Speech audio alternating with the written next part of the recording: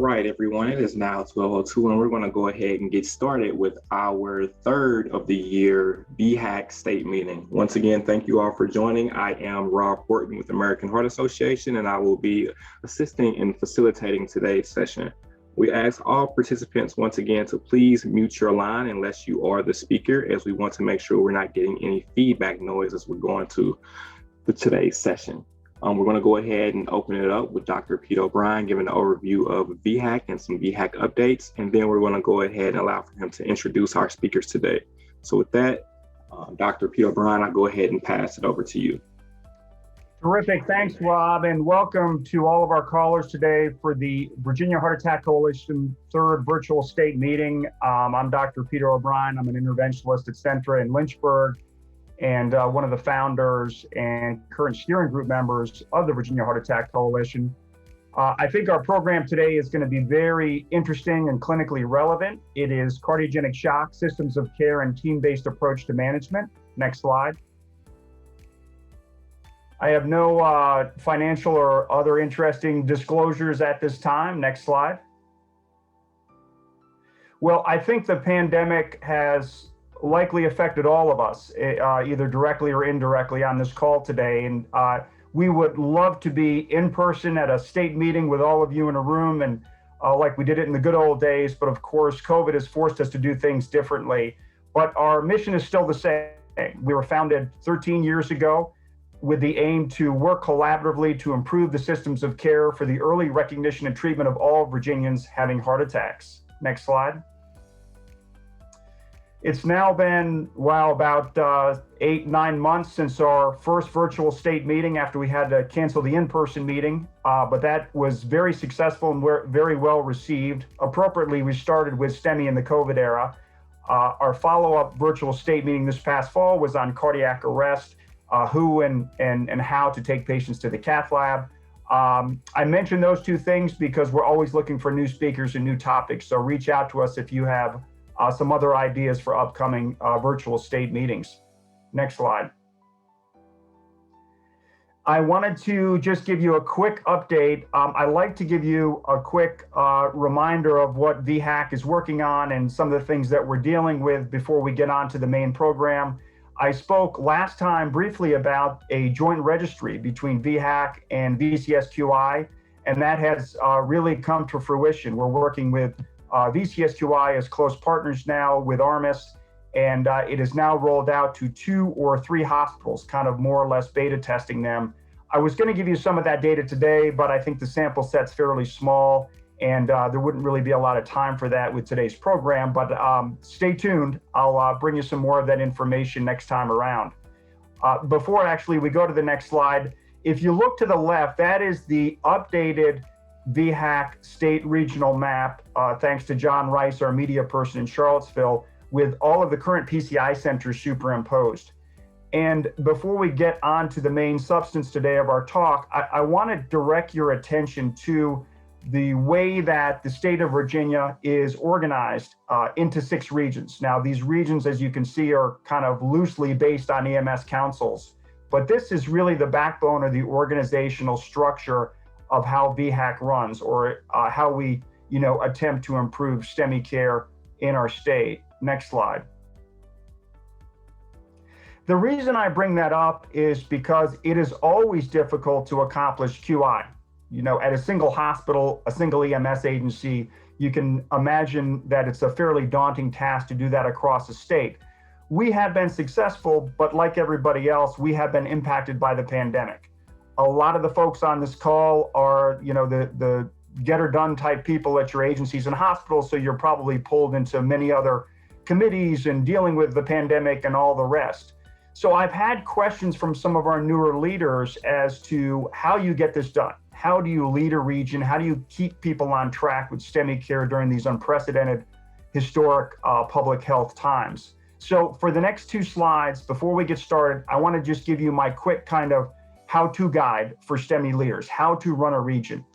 This made me this was an excellent question from one of our leaders in Northwest, and really made me sit down and think, I know a good region when I see one. I know when people are firing on all cylinders, and I know when we've kind of hit some challenges and a bit of inertia.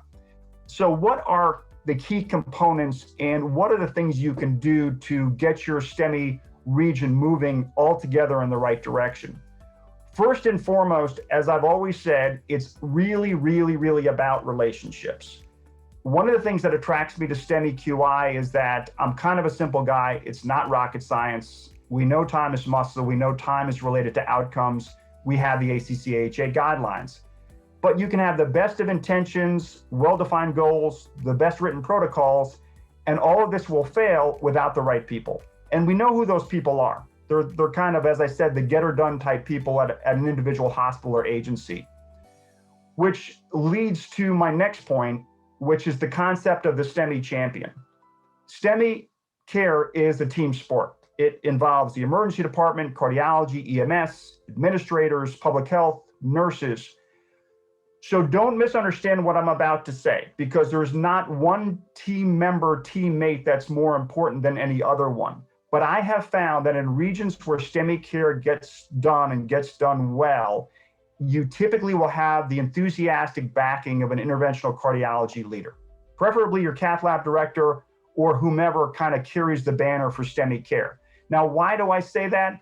Well, I think at this point in 2021, our EMS providers are so good in the state of Virginia, they know that they have to get grandma from her living room to an open artery as quickly as possible.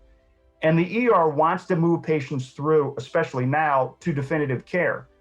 But despite how well-trained and well-intentioned they are, nobody really wants to get yelled at 2 a.m. when they're activating the cath lab for an appropriate STEMI. So you really have to have the cardiologist on board and sticking up for and supporting and resourcing those other providers.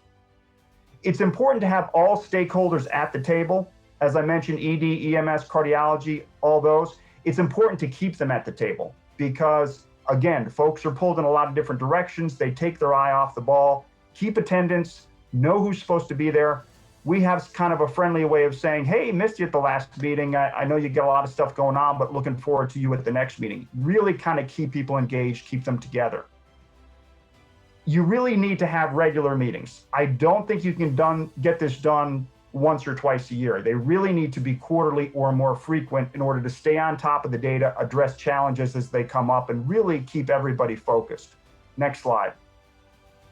By the way, as an aside, I think the literature is showing us, sadly, that STEMI care has really slipped during the COVID pandemic. And I don't think that's necessarily on the providers. Patients just aren't coming in because they're afraid of the virus. But I think there has been a collective maybe loss of focus because of the other pressing problems. So I just kind of put that in that context. It's a good idea when you're seated around the table at the meeting or now virtually to go around the room, have people introduce themselves, tell us what their roles are, what challenges they're dealing with, what their goal is. But it's very, very important to keep people laser focused on the data. Otherwise, these become kind of big chat sessions and nothing really gets accomplished. So very important when everybody walks out of the meeting, they go, uh-oh, our FMC to balloon time is 92 minutes. We need to get on top of this, or hey, we're doing pretty well. How can we get even better? Which leads to the next point. It's important to have very well-defined deliverables, timelines, action items. Otherwise, what you'll see, and I think we've all sat on committees like this, ideas are great. They're brought up with a lot of enthusiasm, but they're perpetually kicked down the road. So really have hard and fast timelines and things that people are expected to deliver. That being said, as aggressive and as impatient as much as we like to get this STEMI stuff done, sometimes you're just going to have to persevere because sometimes progress comes very, very slowly. But remember that even small changes at your EMS agency, at your ER, at your hospital can potentially have big impacts on STEMI patients. And last but not least, feel free to reach out, ask for help. VHAC leaders are here, the AHA is here, the American College of Cardiology, VCSQI. A lot of us have been doing this for a long time in the trenches, and we're very, very eager to help. So keep that in mind. Don't be bashful. Again, reach out anytime and ask for help. Okay, next slide. Join us, like us, follow us. That's our web address. On Facebook, that's our Twitter handle. Next slide. Okay, well, without further delay, I am going to turn it over to our speakers. Today, we have two excellent speakers discussing cardiogenic shock. systems of care and team-based approach to management. Dr. Behnam Tehrani is the medical director of the cardiac cath lab at the Inova Heart and Vascular Institute. And Dr. Tehrani is really an international expert in cardiogenic shock. Quick plug, if you haven't read it, he and his partners wrote a wonderful review in JACC Heart, I think it's JACC Heart Failure, don't have the reference off the top of my head. Please check that out. He's also going to tell you about a very, very exciting development in the state of Virginia as it relates to cardiogenic shock. I'm not going to say what it is because I don't want to steal his thunder, but stay tuned. And our other speaker today is my partner, Dr. Steve Rennyson here in Lynchburg. Dr. Rennyson is the medical director of the Congestive Heart Failure Service and also the cardiac ICU.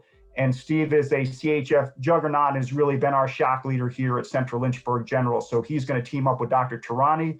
Gentlemen, thank you very much. And I will now turn it over to you. Thank you very much, Dr. O'Brien. We are very grateful to have some time this afternoon with you and colleagues here. So we want to discuss with you the concept of the Virginia Shock Initiative. Am I able to control the slides from my side? If not.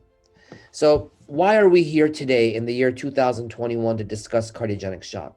And the answer is pretty simple. Next slide, please. And the reason for that is that outcomes have stagnated for more than 2 decades since the initial shock trial that was published by Dr. Hockman and our colleagues, which showed that early revascularization is superior to medical therapy in patients with AMI shock.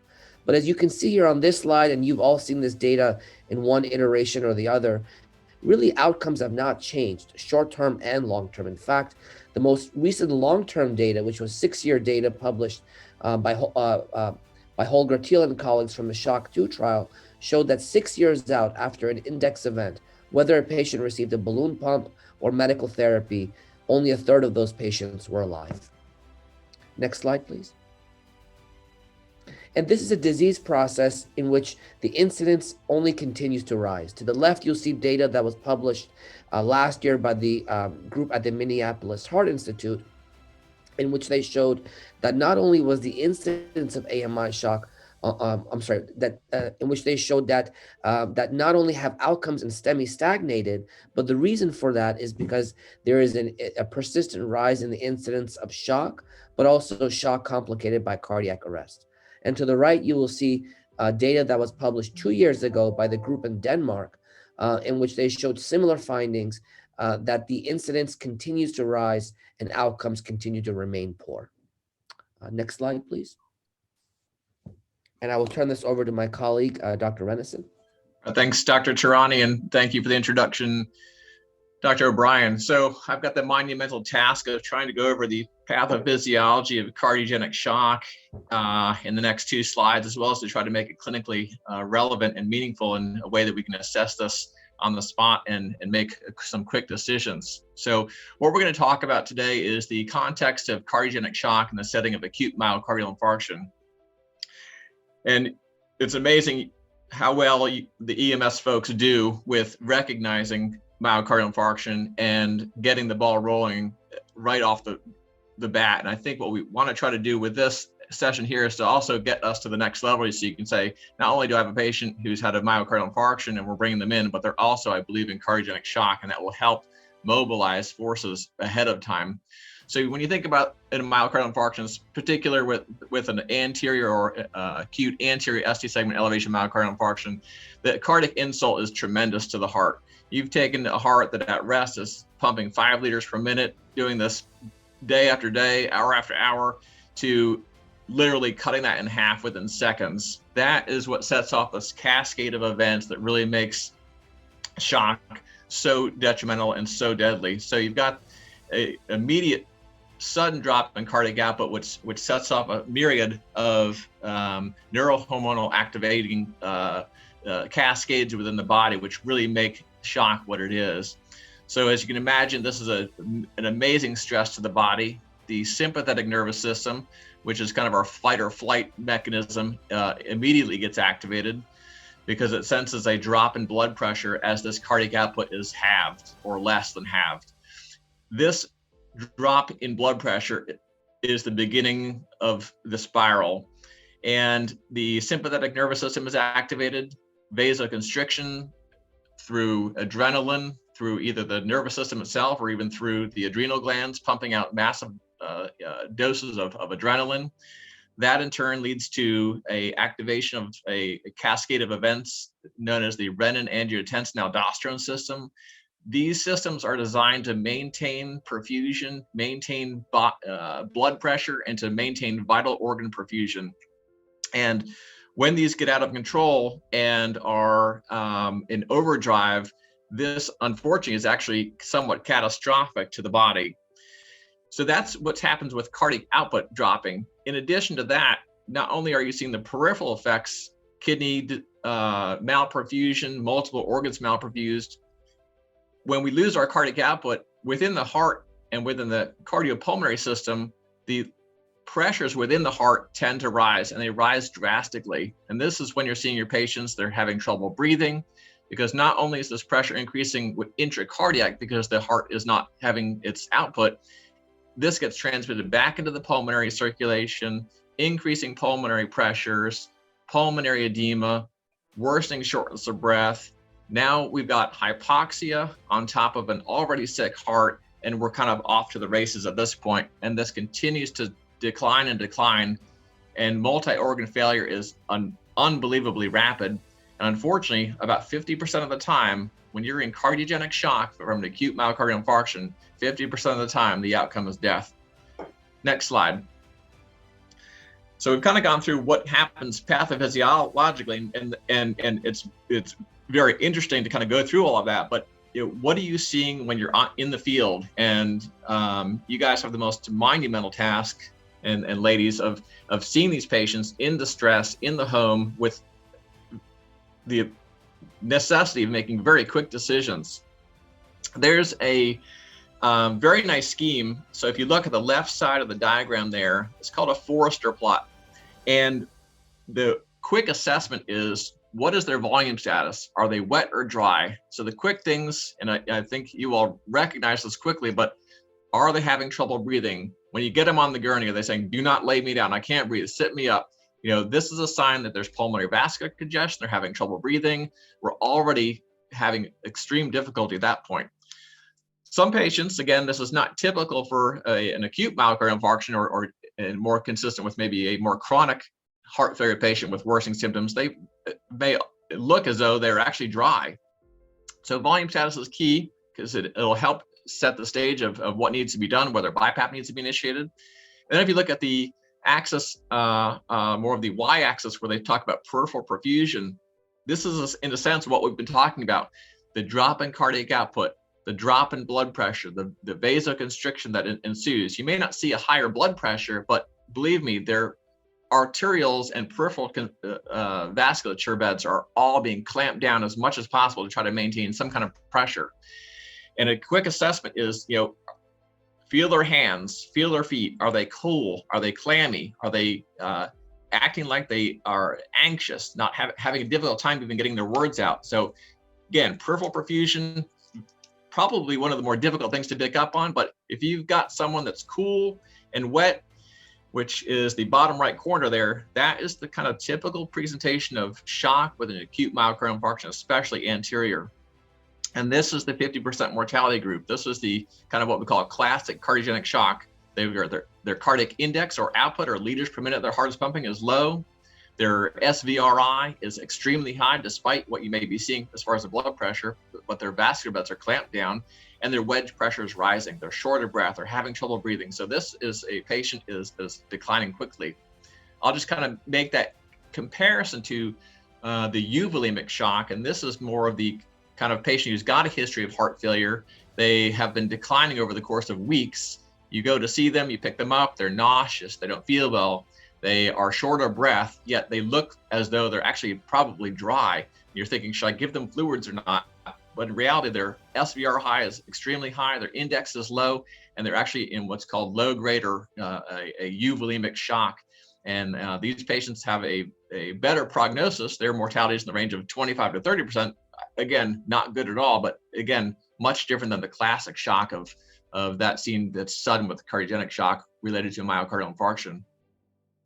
you look over on the right, it gives us some stages. It's a way to kind of further say, what are we dealing with here? And I think that if you kind of go straight over to level C there, that's kind of the typical shock patient that you're picking up. They're short of breath, their blood pressures are running low, and they're so far maintaining some perfusion, but it's not great. As you proceed up the pyramid, you've got someone who's deteriorating. This would be someone typically, they're on inotropes, they're on vasopressors, you're continuously escalating care and still having difficulty. And unfortunately, many patients end up in the stage E, which is someone really heading towards ECMO. They are on escalating doses of vasopressors. The lactate continues to rise despite as many hemodynamic changes as you attempt to make. So to kind of put all this together, what we're hoping to do is to have you all see that recognizing acute myocardial infarction is amazing. And this kind of gives you an extra schema to kind of say, you know what, I've got this patient. When you're calling them in, I've got acute ST segment elevation myocardial infarction. I believe they're in shock. Their blood pressures are low. We've got them on BiPAP. They're having trouble breathing. And we're actually starting with some vasopressors and we're deteriorating quickly. So this kind of gets the ER ready to know that someone's coming in with not just a heart attack, but they're in cardiogenic shock. Next slide. I'm not going to go through this whole table. There's a lot of data here, but I think for the EMS folks, keep in mind, look at those pressures along the top. I think your trigger to kind of say, do we have a problem here? You got a myocardial infarction and their blood pressures are 90 or below. Certainly should start getting your attention. I'll focus a couple extra things here. There's LV dominant shock, which is the most typical thing that you're going to see with your myocardial infarctions. Every now and then you'll get the acute RV infarct, and this is one that looks kind of like your inferior, but with changes in the precordial leads, and I think many of you all have seen that. And then there's also the biventricular shock, and this may be someone with multivessel coronary artery disease, biventricular failure, heading in shock, or the more long-term cardiomyopathy patient that is declining. Couple things to point out, and I'm not going to spend too much time on these, but I think for the interventional folks that are in the room, I think there's a couple of markers that are interesting to follow, and I think have become more so in the literature more recently, despite them being around for a long time, is PAPI, which is your PA systolic. And again, this all needs to be derived from a PA catheter. PA systolic minus the PA diastolic over the right atrial pressure. Again, levels less than 1.5 are a cut point for worsening RV failure. So it helps predict RV failure. And then I think one of the more interesting things that's come out a lot more so is cardiac power output. This is in the setting of myocardial infarction, where a mortality has been correlated with degrees of shock. And we'll go over that in a little bit more detail on a follow-up slide. But this slide here is really my plea to the interventionalists in the room who get the patient's artery open and they're not doing great towards the end of the case. Please place the swan. It makes all the difference in the world for me 3 hours later in the ICU trying to figure out, what do I need to do? How bad is our shock? What should we be escalating? And should we be moving towards mechanical support, or is just a little bit of vasopressors going to make our difference? So again, none of this data is apparent without a Swan-Ganz catheter. Okay, next slide, please. And as Dr. Rennyson just described, not all shock is the same. It can come in different varieties of what we describe as phenotypes. This paper was published by the Cardiogenic Shock Working Group, led by Dr. Kapoor's team at Tufts, in which they looked at over 1,400 patients. And as you can see here, what drives mortality in these patients is not only the severity of their shock as it pertains to sky staging, but also their level of congestion. So patients that present to the hospital with LV shock will do significantly worse than those that have euvolemic shock, but those that have RV shock and BiV shock do the worst. And that was shown in their initial data back in 2018. And they showed that this was primarily driven by significant increases in renal and hepatic failure. Next slide, please. And just as not all shock is the same, not all mechanical circulatory support devices are the same. Since the initial intra-aortic balloon pump, which has been used now for more than 5 decades, there have been significant advances and iterations in this technology. One would even describe it as a technological renaissance in the space of mechanical circulatory support. But what we've known is that the intra-aortic balloon pump, while it's able to reduce afterload and improve coronary perfusion, it can provide up to about a half a liter of output. And after the initial shock, IABP Shock 2 trial in 2012, which showed no survival benefit with a balloon pump compared to medical therapy, it got downgraded in the European guidelines to a class 3, and it got downgraded in the US guidelines to a class 2B. Now, in certain patients, those that have had a myocardial infarction and have angina and are awaiting bypass surgery, or even some patients with a mechanical complications such as the VSD or even papillary muscle rupture with mitral regurgitation, a balloon pump may be enough to get the patient to the next definitive therapy. But we know that it's limited, and as a result, there have been iterations now with other devices, axial flow devices like Impella, such as Impella 2.5 and now the CP, which is placed transfemorally, but also the Impella 5 and the 5.5, which is placed via an axillary cut down. And this device works by literally offloading the heart. It transposes blood in the LV to the aorta. It causes LV to aortic decoupling. It reduces afterload, and as a result, it also reduces LV EDP. But again, we know that all of these devices have limitations: bleeding, vascular complications, and hemolysis. We also have ECMO, which is also a great device, and especially in patients that are in extremis, that are in cardiac arrest. And this provides excellent hemodynamic and circulatory support, but it comes at the expense of afterload. So really understanding which device to use comes down to the level of each patient, comes down to understanding what the exact phenotype of their shock is. It also comes down to really understanding the principles of the hemodynamic shock equation, as Dr. Kapoor and his team have discussed, which is to achieve 3 goals. 1, coronary reperfusion through PCI, primary PCI in the Cath lab. 2, providing adequate circulatory support to achieve a viable mean arterial blood pressure.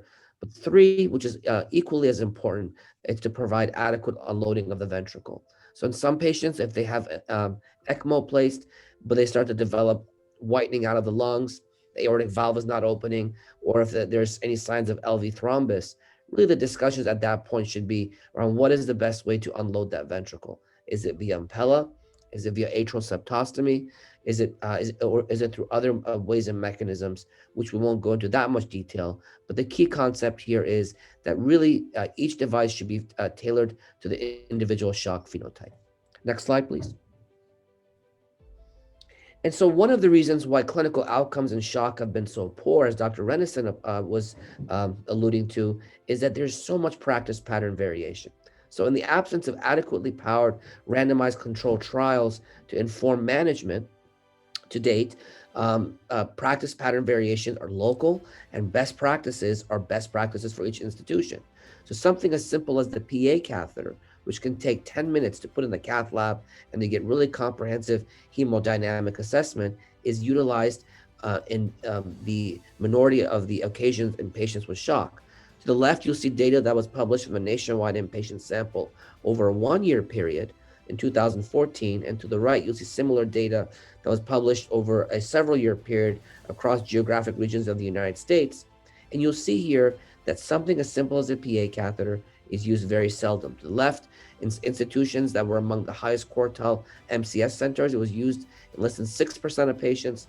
And to the right, you'll see that it was used in less than a quarter of the patients, whether you were in the Northeast, Midwest, the South, or the West.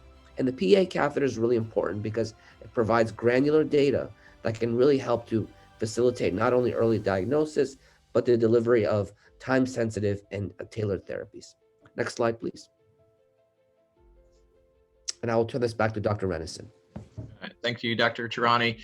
So, when we look at the PA catheter, and the reason why it's so seldom used is because of a series of articles that included, frankly, a lot of patients who did not even have cardiogenic shock. If you look at the bottom left, what they tried back in 2005 was basically anybody with heart failure, they put in a PA catheter to try to optimize volume status, improve cardiac output, and see how their outcomes were. And they ultimately determined that there was no benefit to placing the PA catheter, but these patients were not in cardiogenic shock. They were optimizing volume status and output based on starting traditional heart failure medications. When they actually looked a little bit more closely at all comers in shock, they had a trial that actually showed that the PA catheter was associated with a higher mortality and had a minimal benefit, obviously. And then became a review article stating that the obituary of the pulmonary artery catheter, essentially basically stating that we probably should not be using this device at all anymore. And they said it's only being used every now and then in cardiac surgery patients.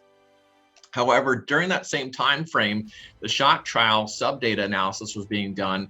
And when you look at some of the data coming out of there, when you look at the marker that we talked about earlier, such as cardiac power output, there's very powerful data to be able to predict who's going to survive this, who isn't, and when you should be intervening. And so if you look at cardiac power output, which takes into account cardiac output, which again can only be calculated with a Swan gas catheter, although I guess you could potentially estimate that with an echo and a VTI, and but again, multiple sources of error there. Again, there's sources of error of cardiac output with a PA catheter, but we're getting the most up-to-date, on the spot data from a PA catheter moment to moment. And what they did show was that at a cardiac power output of less than 0.6 was associated with a worsening output and a 50% mortality. And again, this is all during the same time of all these other articles coming out stating harm or no benefit. So let's go on to the next slide. And what this looks at is a cohort of patients that they compared in folks with cardiogenic shock with and without PA catheters. And if you look on the left-hand side here, it says PA catheter utilization. There's the three categories, one which is none, which I call driving in the dark. There's the middle category, the incomplete assessment. This may be someone with a SWAN, but not being really utilizing the data from there or reacting to the data, or maybe they have just a central line and you're getting a CVP. And the bottom category is a complete assessment, utilizing all of the data from the pulmonary artery catheter, including, and most importantly probably, is not forgetting about the right ventricle, which is the often neglected side of the heart. When you go over to the right upper pie chart there, you can see about almost 20% of the people were driving in the dark. Another 40% were utilizing some of the data, but not all of the data. And the other group were utilizing all of the data.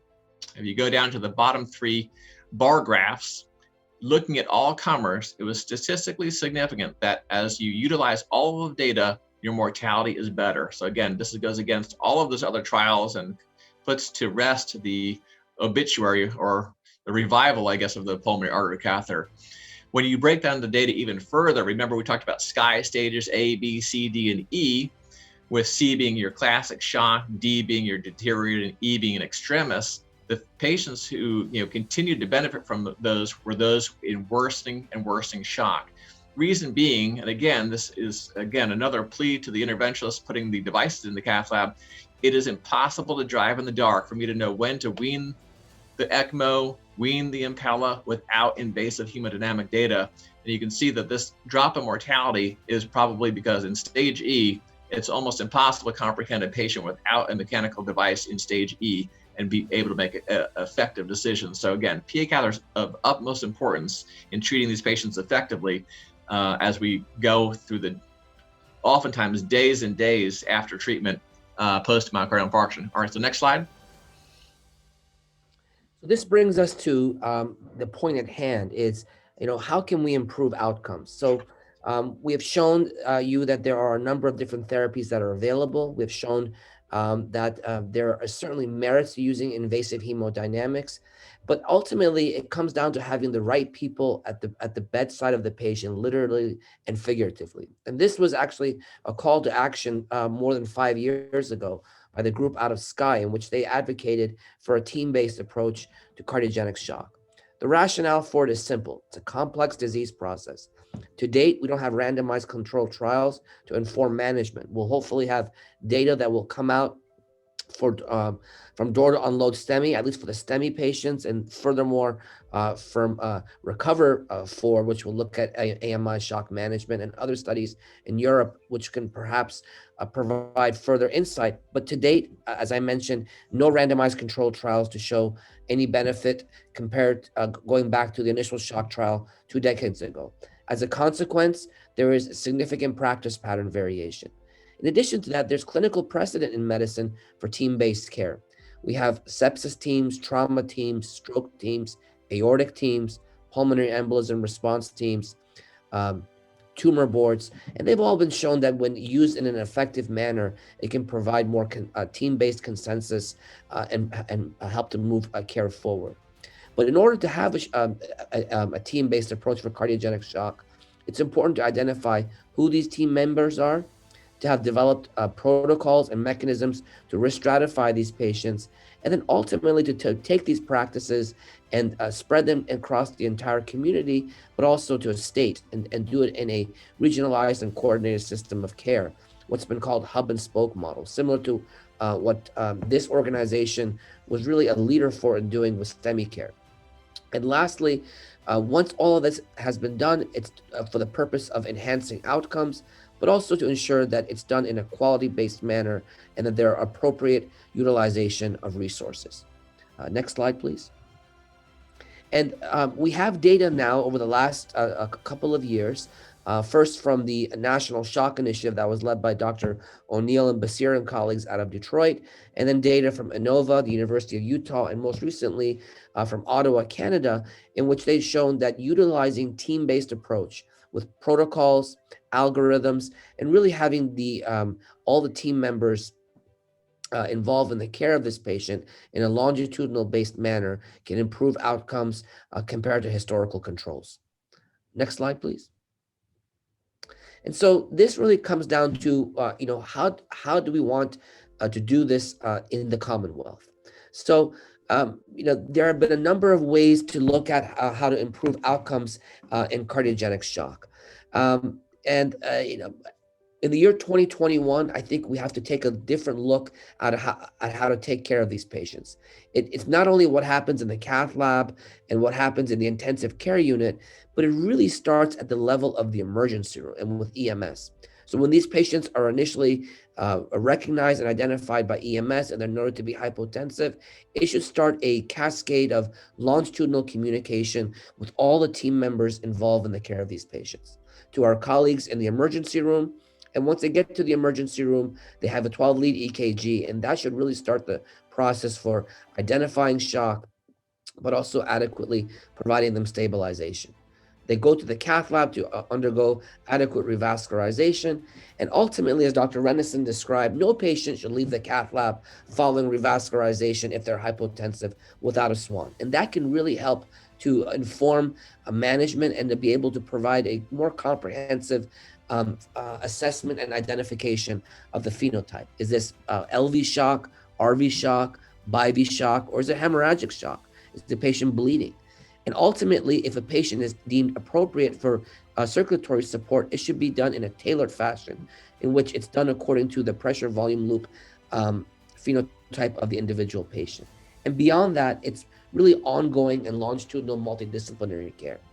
And in order to do this, it's not just at the level of an individual hospital in a region or a couple of hospitals in the state. It should be done within regions and ultimately in the context of a statewide initiative, in which hospitals that are level 2 centers, which may have a cath lab and possibly balloon pump capability, or level 3 centers, which they may have emergency rooms, that they can recognize these patients, be very integral team members in the care of these patients, and ultimately, after they've been stabilized, get them to the level 1 center where they can undergo longitudinal, multidisciplinary, team-based care.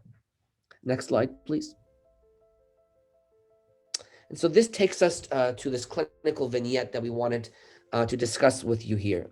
So this was a young man, it was a 47-year-old man that I met about a little over a year ago, that had presented to one of our level 3 hospitals. So they have an emergency room, they have telemetry floors and ICUs, but no cath lab.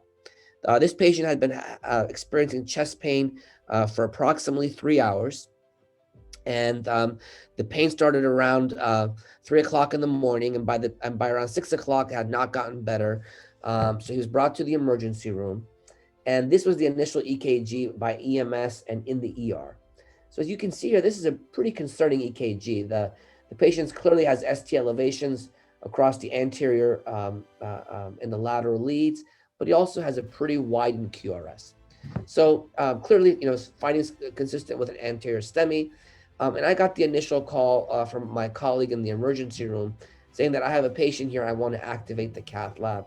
And clearly, with a good story and the EKG and all, this is not that difficult to recognize and to obviously mobilize resources. So by this point then, if you go to the next slide, please. By this point, he was initially normal tensive. He had a good pulse. As you can see here, in terms of his clinical profile, was notable for the fact that he was morbidly obese. He had a body mass index way over 40 kilograms per meter squared, and he also had some early onset diabetes. So as we're driving into the cath lab, as we're driving into the hospital and then mobilizing our cath lab team, I get a call from my colleague again in the ER saying, this patient unfortunately has now had a pulseless arrest. We shocked him. We did CPR. We're able to get him back in 2 minutes, and we did not have to shock him.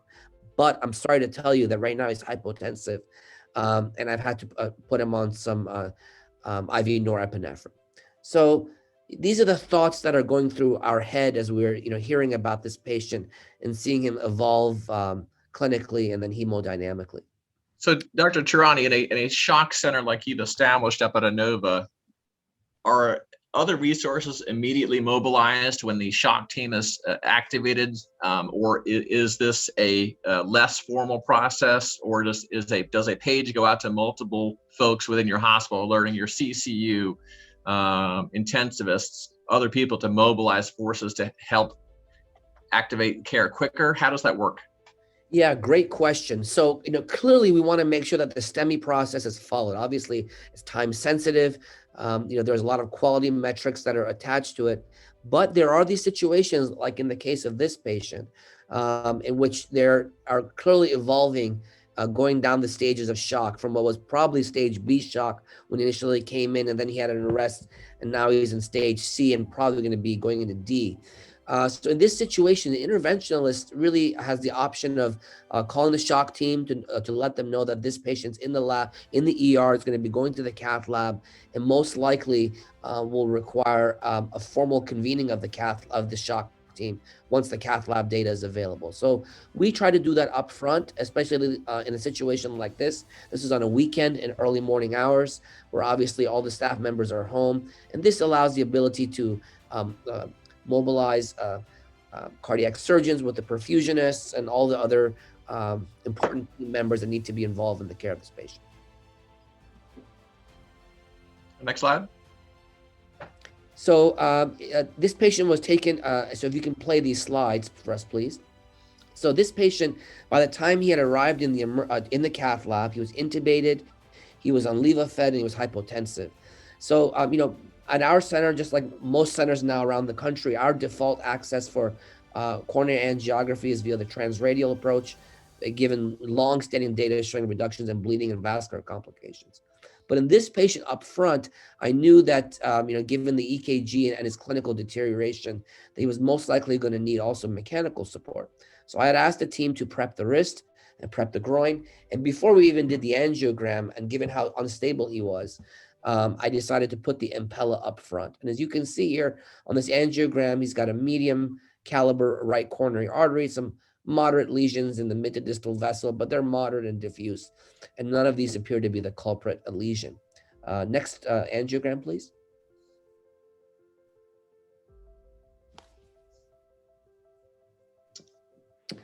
So in this caudal view, as you'll see here, this patient's got a big left main shaft. He's got this large circumflex with these obtuse marginal branches that come off of it, but the LAD was flush occluded at the ostium just after the left main. So this clearly was consistent with the EKG and with how unstable this patient was when he came in. Next slide, please. So just with putting a wire down and doing balloon inflations, the patient became very hypotensive, and his pulse pressure was less than 10 millimeters of mercury, just with a simple balloon inflation. Next angiogram, as you'll see, as we started to restore flow, it was a lot of bulky, heavy thrombus burden with these little filling defects that you see here in the ostium of the LAD. And at this point, the patient was becoming increasingly hypotensive. We had to go up on the levofed. So clearly, with the 3.5 liters of flow that the Impella was providing, this patient was clearly starting to declare that he really needed all of that support. Next slide, please. And then ultimately, next slide again, please. Next slide, please. And then at this point, we went ahead and put a 4 millimeter drug-eluting stent, and then with intravascular ultrasound, we made sure that it was well opposed in size and post-dilated with 5 millimeters. Next slide, please. And as you'll see here, this was clearly a large vessel. You see that the vessel looks pruned and small distally, with sluggish flow, both from this edematous myocardium. Next slide, please. But also, this patient is in shock, and when they're in shock, these vessels are clamped down, and they're clearly a lot smaller than they are in more physiologic states. Next slide, please. So Dr. Tehrani, after you finished your intervention, you obviously placed a Swan-Ganz catheter. How were your hemodynamics post intervention? Do you typically give it, you've already got some kind of mechanical support in there. Do you typically give it an hour or two to see if just revascularization is going to make a difference? Do you say, hey, listen, we're declining still with an Impella? Do we consider ECMO right now? What's been the practice pattern? Yeah, great question. So if you look at what's been done around the country now, with what Henry Ford has put forth and other centers of excellence, really putting the device up in the cath lab and getting reperfusion, that's just the beginning. So really, once the patients have been stabilized and has undergone reperfusion, it's important to get a set of hemodynamics at time 0, really at the next 30 to 45 minutes, because these patients will start to declare themselves really quickly. And so in the case of this patient, I didn't mention it early, but up front, before we put the Impella, his LV-EDP was more than 30 millimeters of mercury. He had a wedge pressure that was over 25, and his index was 1.8 with an output of around 3.7 to 3.8 liters per minute per meter squared. We convened the shock team, and we really had a plan for the next 6, 12, 18, and 24 hours, in which we really wanted to see where the patient was going to move forward. Clearly, we felt that he was going to need pressors in addition to the Impella. As we all know, pressors are poison. You're just whipping that horse with all that stress. And so, but we felt comfortable that he was reperfused and unloaded, and we could see how he would do. But as you know very well, there are certain patients that in the cath lab, you'll get reperfusion, you have a device in, but they have really low filling pressures. And that's a bad sign. That's a sign that whether it may be RV failure if they have high CVP, or it could be a sign of hemorrhagic shock, because as we know, bleeding and vascular complications are not insignificant. Depending on where you look at, it can be over 30%. So to answer your question, yes, in the cath lab, we'll definitely wait about 30 to 45 minutes, sometimes up to an hour, to at least make sure that the hemodynamics are stable. There's good flow on the Impella, there's good waveforms, the motor core is stable, so that when the patient gets upstairs, there's really a nice prescriptive plan for the entire team to follow. Excellent, thank you. Yeah, and as you'll see here, so he got up to the CICU, and initially his first formal troponin, not surprisingly, was at the was above the high end of normal, and it actually took more than 4 lab draws for his troponin to come below 440. Despite being on norepinephrine and on full Impella support, he was not able to generate a cardiac index more than 1.8 liters per minute per meter squared. His cardiac power remained low, but fortunately his RV function remained preserved, as you can see here based on his pulmonary arterial pulsatility index. Again, we were unable to wean norepinephrine. He was started on CRRT, both as a consequence likely of some hemolysis, which as we know can happen with Impella, but also the fact that he came in shock and he probably had some ATN. Next bullet, please. Yeah, and so really, over the next couple of days, we were just in a kind of in this little quagmire where we were not able to make any progress, and he started to develop increasing whiteout of his lungs as he was not making any urine, and so ultimately, as he was starting to have now respiratory and a cardiogenic shock, the decision was made to put him on full VA ECMO and turn the Impella down to P2 to serve as a mechanism to vent the LV. By this point now, a young man with refractory cardiogenic shock, really the time was now to initiate a consultation with advanced heart failure. Dr. Contos has asked, do we consider adding dobutamine? Dobutamine is a great drug. It depends, at the local institution level. We like dobutamine and we like milrinone. We use them both. One of them in conjunction with norepinephrine. But yes, we've used dobutamine in the past. In this patient, it was milrinone and norepinephrine. Advanced heart failure was involved, and really an advanced heart failure evaluation was opened for VAD and or transplant. Now keep in mind, he was morbidly obese. For the next 8 days, he remained in the state where he was on dual percutaneous circulatory support with Impella and ECMO.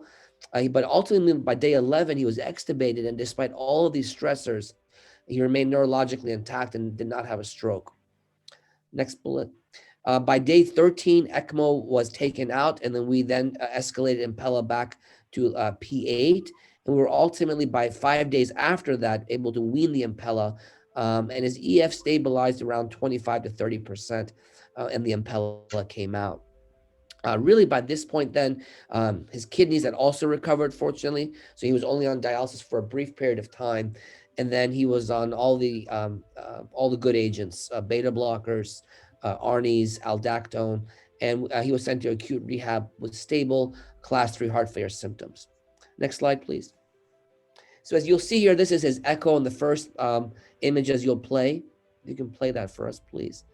And this is the fourth chamber of the heart with the Impella catheter, as you see, kind of dangling in the basal outflow tract here. And as you can see here, the LV function is severely impaired, with the exception of the base of the heart. The entire mid-anterior, anterolateral, apex, and even to the infraseptum was severely dyskinetic, and this is a large wraparound LAD. But by the time the Impella came out and he was on good neurohormonal meds, this is where his EF was. Can you play that slide, please? As you can see, he's got a thinned out apex. The mid-anterior antero apex is akinetic, but again, he was stable. He had good hemodynamics, and organs were preserved, and he was good to go from there. Next slide, please. So over the course of the next several months, the patient was followed very closely by our colleagues here at Inova in the Advanced Heart Failure Division. He was optimized. He underwent extensive counseling and rehabilitation as it pertains to diet and weight loss, because he was morbidly obese when he came in. He lost more than 100 pounds over the course of the next 6 months. But really towards the end of that 6-month period, he started to have refractory heart failure symptoms. As we all know, about 50% of these patients will die in the index hospitalization. Fortunately, this patient did not.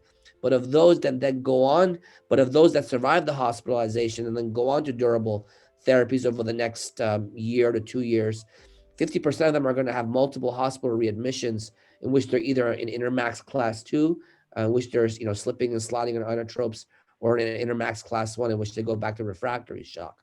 This patient, unfortunately, had refractory shock by 6 months. He got readmitted. Amazingly, all of his end organs remained preserved. The advanced heart failure evaluation for VAD and or transplant was reopened. He had an axillary balloon pump in place. He was then listed as status 2 for orthotopic heart transplantation. And as we know now, with the new allocation system, which is now more than 2 years old, these patients do get higher preference, although ECMO gets the highest preference. And then he ultimately got transplanted last February, just before the pandemic. And I've been seeing him now in clinic, obviously, in conjunction with our advanced heart failure colleagues, and he's done very well on immunosuppressive therapy. Good allograft function. He has lost more than 100 pounds, and this patient has really become a vibrant member of society and is providing care for his family.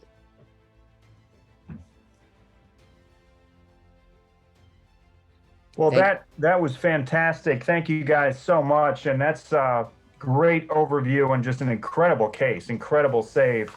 We have just a few minutes for questions. I did want to maybe see if Dr. Tehrani or Dr. Rennyson had any pearls for EMS. We often have the benefit of a lot more data by the time the patients are in our ICUs, but what should EMS be thinking about when they're first, going to the scene? Great question. I think the most important thing that our EMS colleagues can do is obviously the timely acquisition of the EKG on site to really, recognize this patient having an MI, but then really looking at the vital signs, assessing the patient's color, their mentation.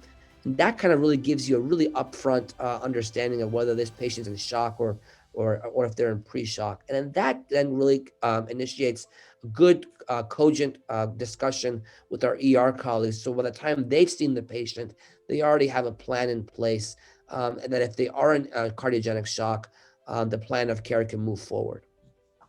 Excellent. We have time for a couple of questions. Dr. Tehrani, I congratulate you on this great case and great save, and particularly bridging him to a cardiac transplant. And I think that takes me to the question in the first place. Despite everything we are trying to do, and patients probably doing better, is to seek attention early. And we pushed our EMS system, the ERs, the Cath labs, to the best of the best that we can get them to meet those metrics. Still, we are plugged with a good number of patients with big infarcts, and obviously some of them with cardiogenic shock presentation and subsequent very high mortalities for the coming years. So I think while the focus is to meet those metrics and do better and better, but I think we have pushed this to the best that we could do. I think this also opened the door for all of us who take care of patients of acute MI as how do we get to the next stage above and beyond opening those blocked arteries? What else we could do to improve the outcomes, to decrease the infarct size so that our patients are left with less burden of big infarcts, a lot of heart failure, and a lot of mortality. Yeah. Well, thank you, Dr. Berzinji. I think that's those are very sage points that you just brought up. So I think that's a great point. I mean, we should not kid ourselves. I mean, these patients, when we see them, even with all of our efforts, we have to be very sober and frank with them and their loved ones that there's a 50 to 75% chance of mortality. But I do think that there are a number of things that can be done, even still at the level of the Cath lab, before they leave and go up to the CICU, and even afterwards, that we can do to help mitigate that risk. So protocols not only for understanding shock and recognizing shock and knowing how to, knowing what the cardiac power and the output and index is, but also vascular protocols. As we all know, these patients, many times when they die, it's not because of refractory pump failure and multi-organ failure, but it's because of vascular complications. The data that Dr. Kapoor has shown is that in these patients, if they have a balloon pump and they have vascular complications, it's about a 25% mortality. If it's Impella, it's about 50%. If it's ECMO, it's well over that. So I think developing best practices around vascular access, ensuring that there's adequate limb perfusion, and making sure that all the appropriate steps are taken to prevent a vascular catastrophic event when they're in the CICU. I think that's a huge step towards trying to at least move the needle forward.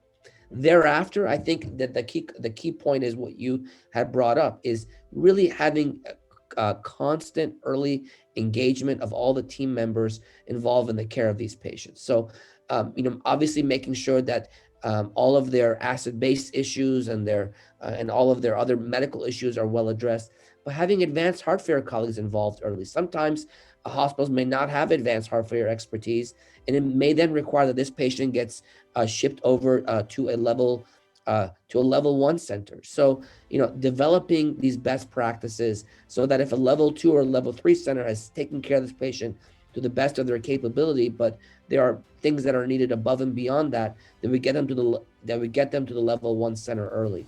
And then lastly, I think the key thing is we're still learning about these devices. There was a really nice review article of the week published in VHAC just a couple of days ago by the group out of, I think it was Germany actually, in which they did a comprehensive and balanced review on Impella. It wasn't a paper promoting it or paper bashing it, but it was a very elegant, clinically tailored approach of what is the device, how does it work, what are the troubleshooting mechanisms that a physician an APP or someone at the bedside should know. But then what was equally as important that they talked about was weaning and or escalation.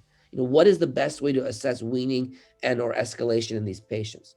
And I think that's a key thing. There's no randomized data to suggest that. And I think the last thing, and again, this is my last point I'll mention here, is really having upfront, engaging discussions with the patient and their health surrogates regarding goals of care and healthcare values. Unfortunately, if somebody is in SCI-E shock and they've had an arrest, their survival is very low. No matter where you look at it, survival is between 10 to 30%.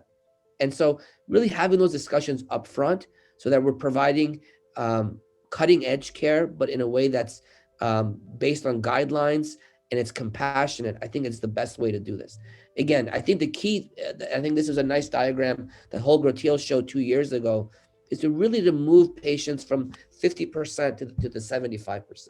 There's always going to be these patients that we will see in the 10 to 20% range that despite all of our best efforts and noble intentions, we're not going to be able to save. But I think early recognition, protocols, and really having mechanisms to tailor escalation, weaning, and then ultimately discussions around goals of care is what's going to provide the best outcomes for these patients.